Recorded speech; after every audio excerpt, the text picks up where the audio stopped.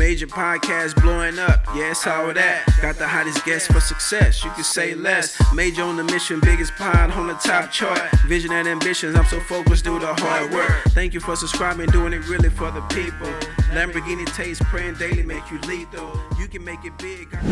Hey, what's going on, guys? The Major here with the Majoration Podcast, where we do all things inspirational, aspirational, and motivational. And as always, we seek to bring you engaging new people to kind of share their journey, their ideals of life, success, the highs and lows, and just coachable moments and teachable moments through storytelling form.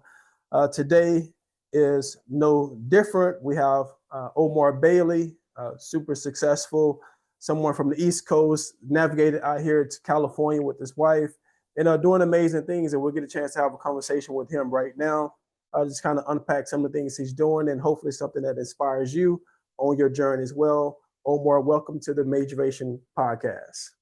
Thanks, man. Thank you for having me. Appreciate it. I want to, before we get into the professional side of things, like give me a little rundown in regards to, who you are, where you're from, and how did you get to the point where you are now as far as everything that you're doing? Yeah, well, that's that's definitely a lot right there. But born in New York, grew up in South Florida by way of West Palm Beach. Families from Jamaica. My mom and dad are both from Jamaica. Had me and my sister in the early and mid 80s. We relocated to Florida in the early 90s. Actually, in fact, we moved to South Florida, I think right after Hurricane Andrew leveled Miami, and sort of did the damage that they did in that part of the state. And then I've always had this passion for drawing and wanting to create shoes, which actually started in the early 90s when my parents, I wouldn't say refused, but they were very reluctant on wanting to buy me sort of the Air Jordans and a lot of those real popular shoes that was happening at that time, because there was so much violence and a lot of bad things kind of happening around those shoes coming out. If you remember back at that time, or if those who were watching can remember or were around at that time, sort of seeing lines form around the corners for stores and the things that we see today that are very normal, that was all very new at that time. And there was just so much demand for, these shoes, partly driven by Michael Jordan and the Nike commercials. I want to be like Mike, and the Gatorade commercials and all that stuff. It was an exciting time, but also a dangerous time, depending on what areas and communities you lived in. So my family made the choice not to get me like the super sought after shoes, but maybe the ones that fell somewhere in the middle, so that I wouldn't have to go to school concerned about, getting beat up or getting my shoes taken, which happened. I went to a middle school, John F. Kennedy Middle School in Riviera Beach, which is no longer there anymore, which was a rough place to go to school.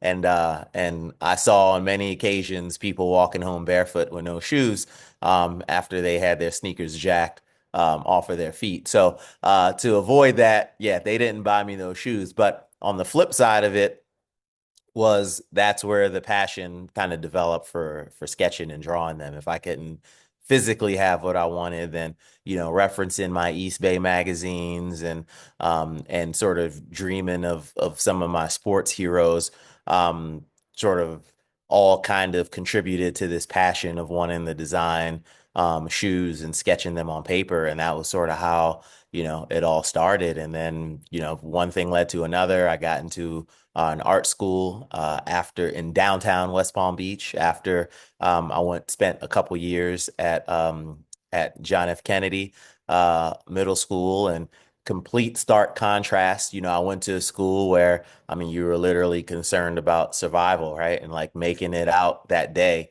to a school where everyone was thinking about their careers and what they wanted to do when they got done with school and college, and just complete night and day. So I say all the time, but making that transition from that school to the School of the Arts, or from Kennedy to the School of the Arts, was for sure life changing for me, and made all the difference with what I'm doing right now. Isn't it just like an interesting dynamic how, you can come from one environment and go to a different environment and it's like totally different. And it almost feels like, I don't know if you've had this, in your life, but it feels like it's too good to be true, so to speak. But it ends up being so beneficial for you because the art schools. My wife, she graduated. She went to Pratt in New York, and she also went to. She graduated from Cal Arts in Valencia, out here in California. And I went to Louisiana Tech in Louisiana, and I went to a very rough high school. But when I Mm-hmm. went to the art school, it was a very different dynamic. People walking in with sandals on. It was real floetry. It was like, I was like, what is this? I was looking for tension, right? Like it was crazy. Tell me how important it is for environment, and how does environment impact your success?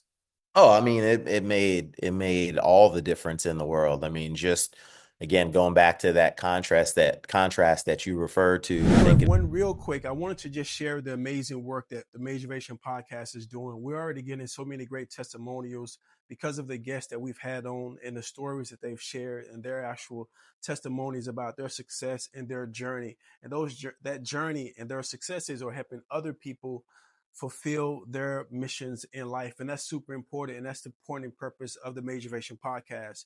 We talk about all things inspirational, aspirational, and motivational. And now we are expanding our reach and saying, hey, if you have a personal brand, if you have a business, if you have a service, and you would like to advertise on the Majoration Podcast, feel free to reach out to us at the Majoration Podcast at gmail.com, or send me a DM or jump in the comments and we will follow back up with. Reach out to us now. Get your opportunity to be seen by so many people with so many influential speakers on this podcast. Thinking about my time at John F. Kennedy Middle School. It was rough, and it was and you were a product of the environment and what was around you. And unfortunately, a lot of the kids who went to school there came from really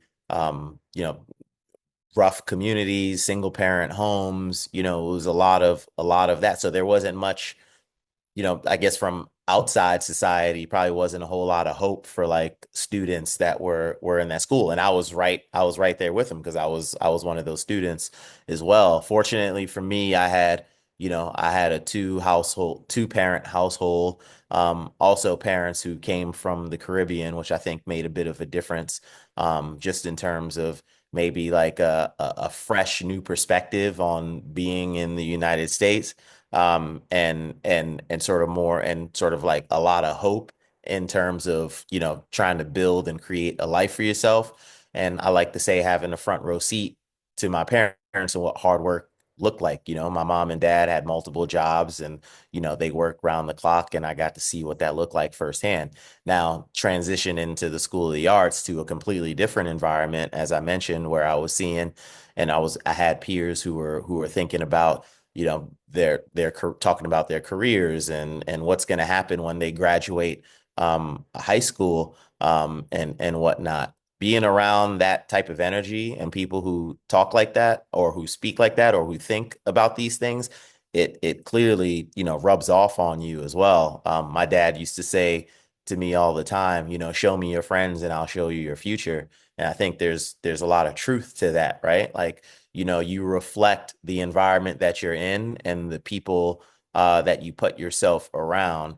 And by, having myself around, in that environment, around positive people who were thinking about, their futures the way that they were, clearly rubbed off on me, as well, and made a massive difference with, I think, with everything going forward. I mean, that was an important moment in time in my life that kind of set things in motion for me. As far as, even if you're speaking about the two-parent household, like some people don't understand how extremely important, that is. And for me, I've always envied it. Obviously, I didn't grow up. I grew up in a single parent household, and I always craved that.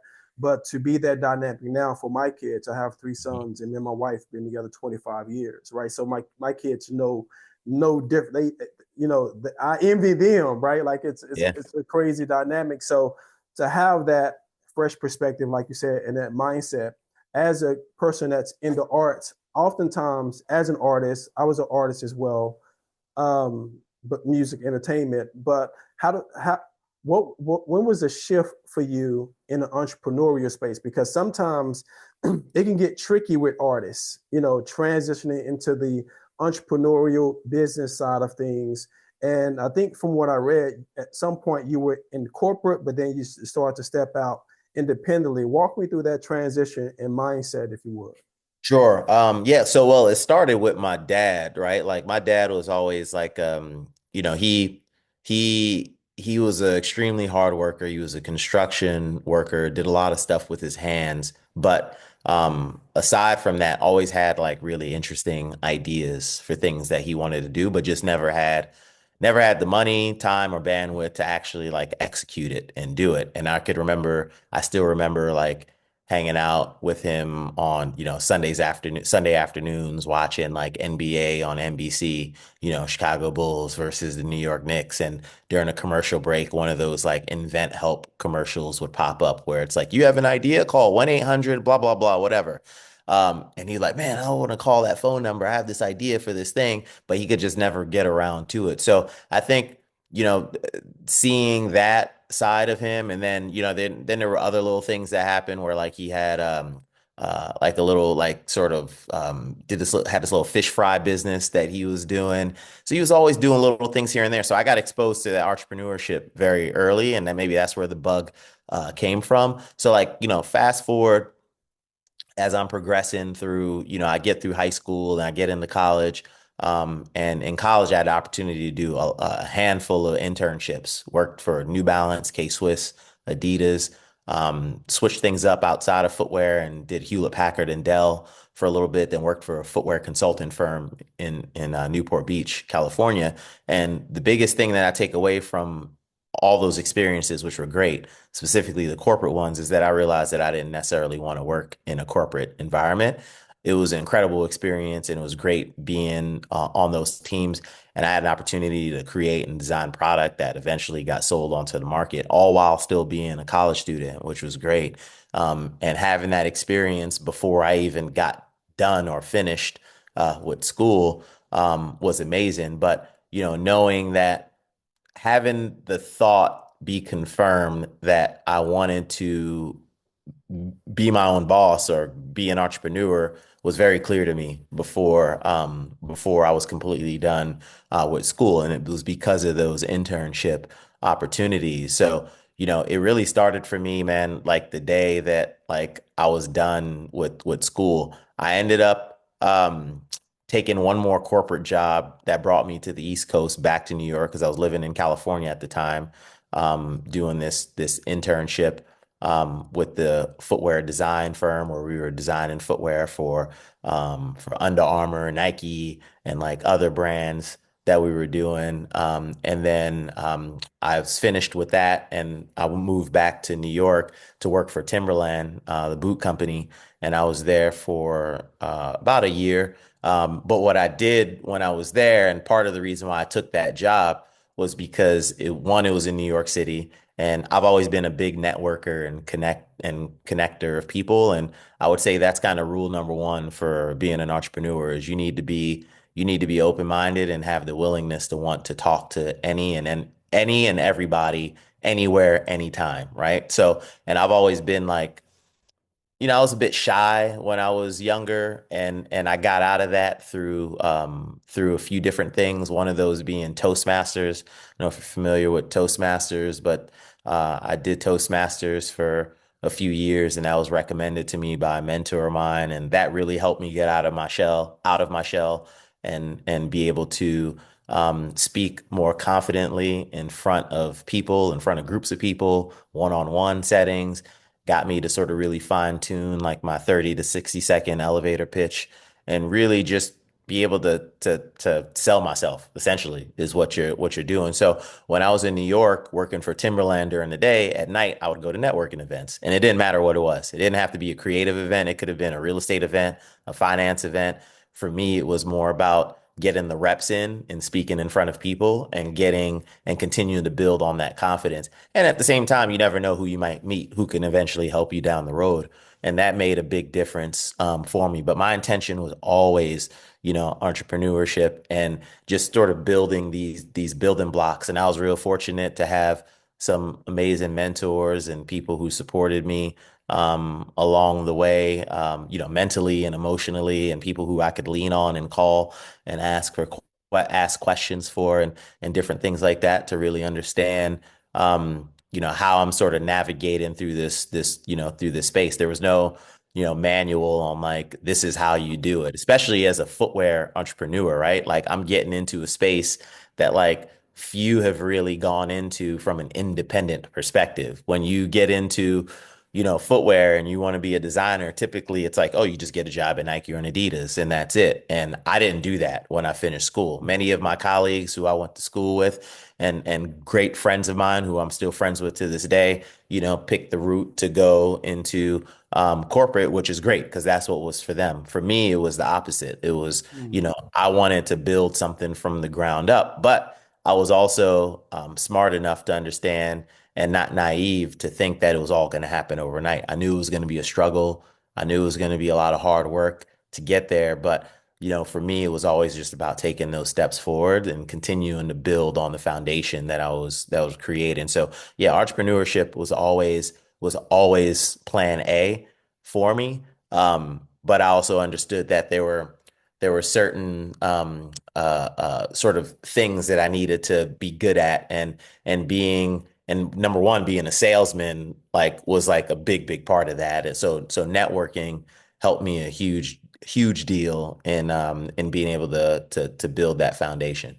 With everything that you're doing right now, are there like two or three different characteristics from the corporate side of things as an intern or working with different corporate companies and design companies that you've taken over into your endeavors? And I believe it's called FCTRY LAb. That's the one that you have now. Yep. So are there two or three things that you've taken and extracted from, whether it's systems, whether it's just the mindset, whether it's just some of the functionality, or are there a few things that you took from the corporate over to your independent entrepreneur venture? Yeah, I would say so. Especially when you think more about, you know, building and creating a startup is tough, right? It's hard, and we've been real blessed to be able to raise a pretty considerable amount of capital. Our fundraise announcement actually just came out yesterday. We've successfully been able to complete two fundraises of over $15 million for our company, which has been amazing. That boy is good. And we're really sort of stepping into this new area of growth where we're thinking about scale at a whole different level and really taking all the things that we've learned and putting fuel on the fire, and being well capitalized plays, a massive part of it. But going back to your question about things that I've taken from my corporate experiences and applied to how we're building FCTRY LAB. Yeah, there definitely are things there. When I think about it from like an operational perspective and way a company needs to be run, especially now, right? Like, we've just crossed into a stage where we had a really good seed round. Was it 2.5 years ago, where we raised 6 million in capital to get the company started. It was one of the largest, if not the largest, seed round of a Black founded company in 2022, I believe, or 2023. 2023, sorry, in 2023.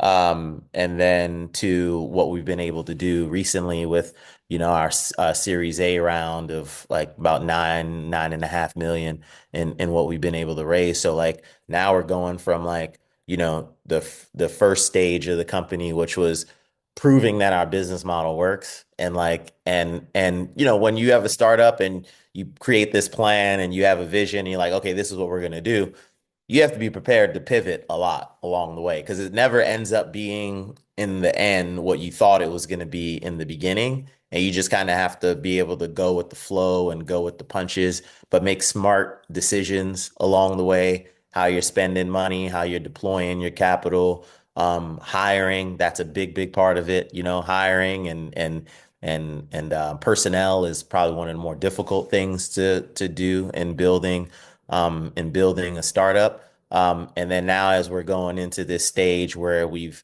had some success, we've had a couple shoe products and partnerships with some hip hop superstars that we've launched products with that do really well. And now it's like, okay, how do we take that and everything that we learned and sort of take that to the next level, to a place where we can, essentially one day turn this into $100 million plus company, right? And that takes a certain level of focus, that takes a certain level of discipline, commitment. You really have to sort of clean up all the things that that you were able to kind of get away with doing and making the business more efficient. And that could be operationally, that could be from a personnel perspective, implementing best practices that you try to follow, and systems, that you try to follow. The way, consistency is a big part of that too, and how, you market and promote and sell your brand, the way your products are presented, how you do business with your collaborators and partners, the way your contracts is putting together. I mean, there's so many moving pieces to how all this stuff works. So that corporate experience that I've had in the past, as well as my co-founders and our other team members that are in the organization, who have similar experiences, all come into play at this specific moment in time when we're looking at growing into a real serious business. If we're looking back at, I guess you, former head of Yeezy Innovation Lab, what is that role? Can you describe that role? Like, what is the daily function in that particular role for you? And do you still do that with your company? Yeah. So yeah, no, Yeezy was an important part of my career. I know it's, probably not the favorite topic of most people right now for obvious reasons, but my personal experience was, I thought, very unique and very special that I had. I mentioned to you before we started the interview, I came out here 5 years ago, specifically for that opportunity. I had a chance to meet with Kanye and the Adidas folks over there in 2018, 2019, and they had a desire to create and build a domestic facility where his ideas could be prototyped and developed in real time on U.S. soil, or here in Southern California. And kind of what drove this was, prior to me getting that opportunity, I lived in India for almost 3 years. I spent about 10 years off and on, in and out of China, Brazil, parts of Europe, South Korea, developing and manufacturing shoes. And the reason why I had to be overseas was because we didn't manufacture footwear in the United States. So a lot of my time was spent abroad for that reason. But uh, through those periods of time, I was really able to develop a whole other side of my career outside of just the design. Designing a shoe is one thing, right? Sketching a piece of paper, sketching a shoe on a piece of paper and having sort of these creative ideas, that's one thing. How you build it is a whole other thing. And I felt like if I could equip myself with the knowledge, the know-how, and the experience of understanding the engineering and the building side of it, that would make me even more valuable in being able to do that. Understanding supply chain, understanding how it works A to Z. How do you actually build a product to life? Understanding the vendors and, the vendors who have vendors, and, how deep the supply chain runs. It's a real thing. And Yeah. being able to grasp that and understood that put me in position for the Yeezy opportunity. So that came about because, again, they wanted to have a facility domestically where Kanye could have his ideas be developed quickly in real time in person, instead of doing it overseas, which could take weeks and months at a time. If you're familiar with the process, it doesn't matter if you're making a shoe or clothing or a hat or whatever. There's just always going to be a certain lead time that's going to happen with building these products. Right. And the idea was like, how do we shorten that window as much as possible? And the way we do it was having the space here to do it. Okay, well, we need somebody to run it. Who are we going to get to run it? And that's where I came in. I met with Kanye and some of the Adidas folks, and him and I sat down and had a really awesome 45-minute conversation and discussion about just all things creative and ideas that he had and things he wanted to do. And I showed him my portfolio, and it was very pleasant. I tell people all the time, like, it was great. It wasn't rushed. He didn't seem like he was like, why am I sitting down with this guy or anything like that? He wasn't looking at his watch or his phone trying to figure out what the next thing is he was going to do. He was completely engaged with me, and I was engaged with him. And it ended up being a wonderful conversation. And in the end, I ended up getting hired on the spot. Nice. I took that and I took the opportunity, and I was living in New York at the time with my wife, and we packed all our stuff up and drove across the country, came to LA. So what did that look like on a daily basis? So, we had a 12,000 square foot facility with all the equipment and machinery that you could think of and whatever I needed. I had about 10 people, I think, on my team. That was a mix of shoemakers, pattern makers, 3D modelers, 3D printers, all different people who have different skill sets, where we combined all these skill sets to essentially be able to make prototypes in, less than 24 hours. So if he had an idea, we were able to create that. And the foam runner was one that we jumped right into when I started.